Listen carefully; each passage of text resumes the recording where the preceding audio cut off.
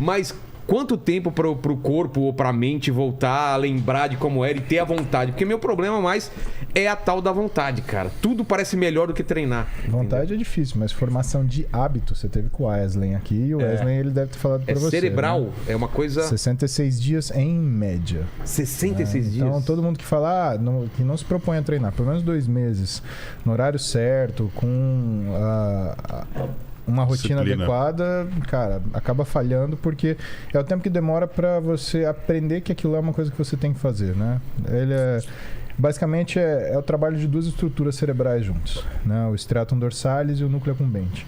O núcleo accumbente, ele é uma estrutura que é que nem essa jujubinha roxa, e o striatum dorsalis é que nem essa laranjinha. Tá. O roxinho, ele fica percebendo aquilo que te traz bem-estar. E o laranjinha é o que transforma o que te traz bem-estar em rotina. Só que coisas que não necessariamente te trazem bem-estar imediato, elas também viram rotina por causa da repetição. Então, o que a gente faz quando, por exemplo, para quem que é muito útil a conversa dessas duas estruturinhas, né? Para quem, por exemplo, fuma. O cara que é tabagista, ele precisa, Rogério, de alguma coisa que troque a sensação de recompensa que o cigarro dá. E aí, às vezes... E aquela coisa também que ele tem na cabeça de... Toma um café, eu preciso de um cigarro, faz o tal. Tá muito associado, né? Isso daí tem um nome muito importante, né? Isso daí chama a formação de engramas, né? Pensa o seguinte, a unidade básica do computador, megabyte. Certo.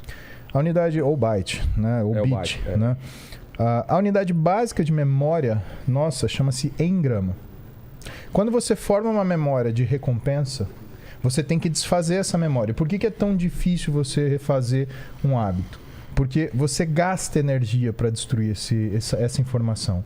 Então, precisa existir gasto de energia para você reconstruir uma informação de recompensa. Então, a primeira etapa, você troca. Por exemplo, eu tenho um paciente que ele gostava de fumar quando ele chegava em casa. Então, tá bom. Então, fulano, em vez de fumar, sabe o que você vai fazer? Você vai descer na esteira e vai correr meia hora. Ou então, você vai pegar a bicicleta da sua sala e você vai fazer um exercício intervalado de alta intensidade, 8 minutos.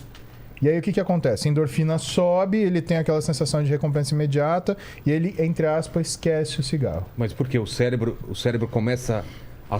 Como que funciona? Ele substitui, você tem um prazer, ele esquece o outro prazer?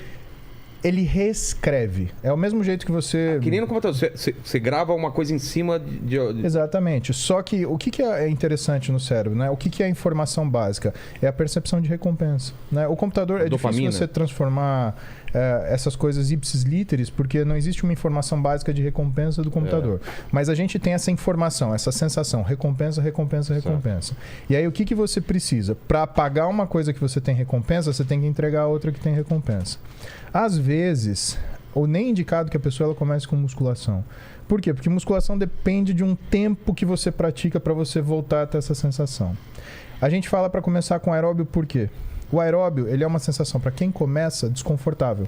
Isso quer dizer que a compensação, o cérebro ele vai produzir uma tonelada de beta-endorfina. Olha a galera que é viciada em correr. Exato. Quando você pega gente machucada, você vê gente que tem fratura de estresse, que tem tendinite, mas continua correndo. Os caras que correm são viciados mesmo. São viciados. O cara chega no hotel, chega onde tá na viagem, já... Putz, amanhã eu vou correr, onde que dá pra correr? Eu não gosto de usar essa palavra vício para esporte, porque dá uma conotação negativa. Né? Mas eles estão extremamente habituados a isso. Aí você pode falar assim, mas a galera que faz musculação também é. A galera que faz musculação, ela não faz às custas disso. Você pega, por exemplo, eu e o Júlio, a gente tem... Renato também tem algumas lesões. A gente reestrutura o nosso treino para fugir da lesão.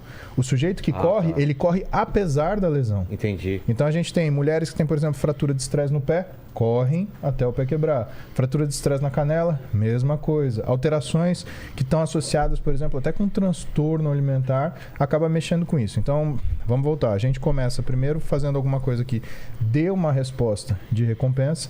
Nesse sentido, às vezes o exercício aeróbico, ele tende a te dar essa resposta mais rápido. Por quê?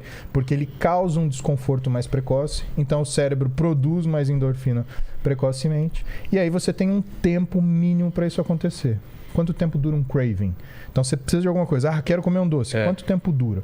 Ele dura 3 minutos. É mesmo? Acabei de comer, eu tenho aquela vontade insuportável de comer um doce. Espera 3 minutos. Você vai ver que essa vontade vai diminuir. Em 10 minutos você esquece. É mesmo? Sim. É coisa de relógio. Já aconteceu comigo. Se você colocar no seu relógio 10 minutos e esperar passar, você fala, opa, tô legal.